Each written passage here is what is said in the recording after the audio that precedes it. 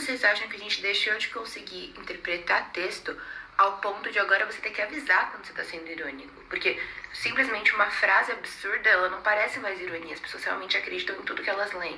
Em que momento vocês acham que isso aconteceu, honestamente? Porque eu tô muito incrédula. E isso sem falar nessa dicotomia entre esquerda, direita, certo e errado, onde aparentemente você não pode mais criticar o lado que você acredita.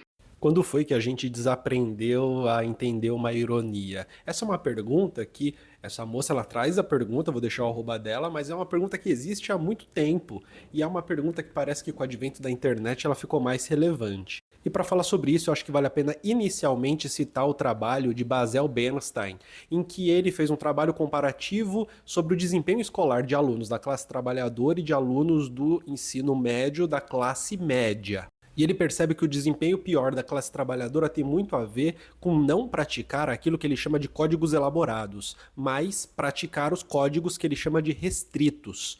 E a escola, por sua vez, avaliava os alunos a partir dos códigos elaborados. Daí o que isso significa, né? Códigos restritos são aqueles baseados na experiência imediata do cotidiano. Ou seja, eu moro num bairro, aqui no bairro a gente fala de tal maneira, significa o mundo de tal maneira, entende as coisas de tal maneira, e o que eu tenho para poder manipular na linguagem, para escrever um texto, por exemplo, ou dar uma resposta para uma questão dissertativa, é essa linguagem que está ali circulando no meu dia a dia.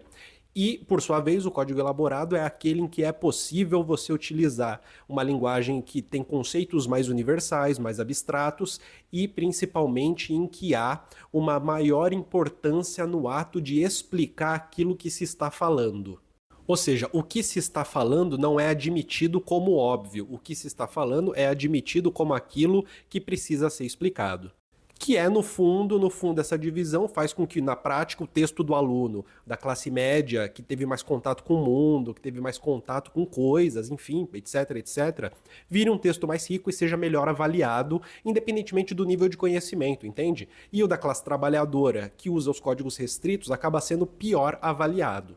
É claro que existe aí, não é exatamente uma régua, né, do melhor e do pior, mas é um jeito de mostrar que a avaliação da escola baseada no código elaborado prejudica os alunos da classe trabalhadora. Junto com isso, a gente tem também o Pierre Bourdieu, que vai falar no início do livro Distinção, sobre um uso estético da linguagem. Isso é muito interessante. O que ele vai dizer é o seguinte, né? Quando você tem pessoas da classe trabalhadora, e isso é uma pesquisa de campo do Pierre Bourdieu, tá? Pessoas da classe trabalhadora que você entrega fotografias ou obras de arte e pede para elas avaliarem, a tendência é que a avaliação seja mais ou menos da seguinte maneira, né? Ah, eu gostei dessa obra, botaria na minha sala. Ah, essa é muito feia, essa daqui não colocaria na sala da minha casa. Essa daqui serve para um consultório odontológico. Enquanto as avaliações da classe média geralmente eram relacionadas à história da arte, a uma sensibilidade estética, e isso faz o Pierre Bourdieu compreender que existe uma compreensão da classe trabalhadora principalmente, que é mais sobre a função da obra, e da classe alta, classe média alta, no fundo é as pessoas que têm algum capital cultural da forma da obra, uma função versus uma forma.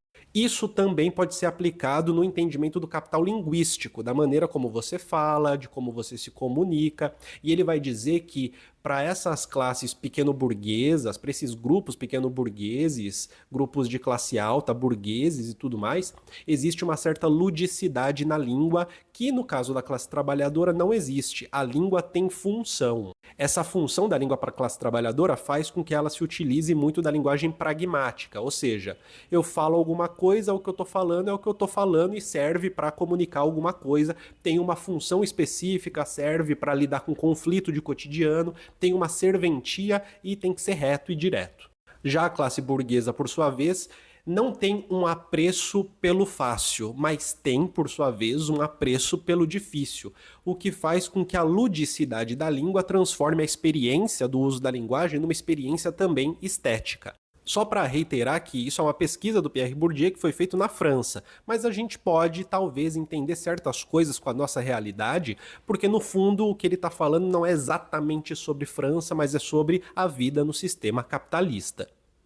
Nessa oposição de uma classe trabalhadora que quando vai compreender a arte ou quando vai praticar e compreender a linguagem, a faz a partir de uma ética da vida, de uma arte de viver, versus uma classe burguesa que consegue perceber, por ter algum capital cultural, consegue perceber uma estética própria da obra de arte e também um senso estético próprio na prática da linguagem, você tem uma diferença que é gigantesca e abismal e que tem a ver com a ironia.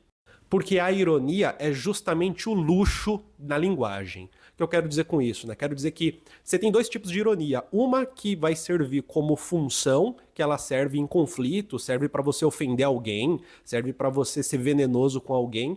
E uma outra ironia que ela é uma sacada, é uma coisa inteligente, que ela é um luxo da língua, um luxo da prática da língua, é um luxo na linguagem. É uma maneira de você falar o mais difícil, mas de um jeito mais gostoso de ser dito. Esse é o momento, por exemplo, em que, de repente, a pessoa escuta essa ironia, em que é necessário ter um senso estético, não compreende, mas percebe que é uma ofensa, mas entende como uma ofensa. Entende aquele que diz a ironia como arrogante, tá me ofendendo, tá me tirando, sabe? Fica nervosa e tudo mais. Porque aí você tem, né, nessa visão, o que você tem no fundo é a pessoa que ela tem uma aproximação com a linguagem de um jeito mais pragmático. Dessa forma, a única maneira de se utilizar a ironia é através da sua função dentro do conflito. Sua função para você sair por cima no conflito, para você espezinhar alguém e por aí vai. Isso tem tudo a ver com o fato da classe trabalhadora ter que vender o almoço para comprar a janta, né? A arte de viver sendo uma maneira ética de se perceber as coisas simbólicas tem muito a ver com o fato de que a arte de viver está sempre 100% do tempo sendo praticada. Percebe que aqui a gente tem uma relação entre classes, uma relação de dominação, você tem aqui uma coisa muito específica?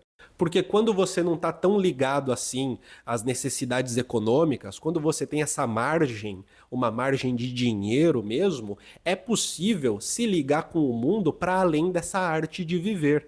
É possível gastar o tempo no luxo da estética.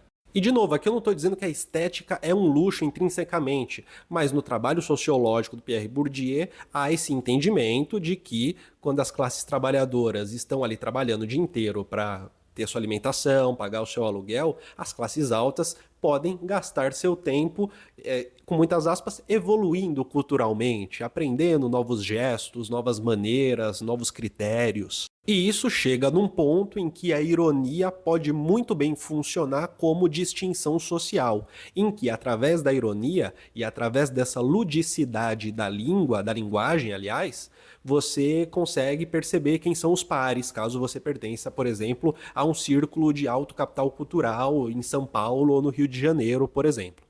E até pela rejeição que alguém pode ter à ironia, também é possível perceber, este não faz parte do meu espaço. O que eu tô querendo dizer é que talvez não é que a gente parou de entender ironia, talvez a gente nunca tenha entendido ironia. O ponto é que na internet as pessoas fazem vídeo, elas fazem comentários nos sites, fazem comentário no vídeo do YouTube, fazem comentários no vídeo do TikTok, elas se comunicam e se expressam com mais facilidade. E fica talvez mais claro essa diferença do uso da ironia como função de um lado e do uso dela como estética do outro.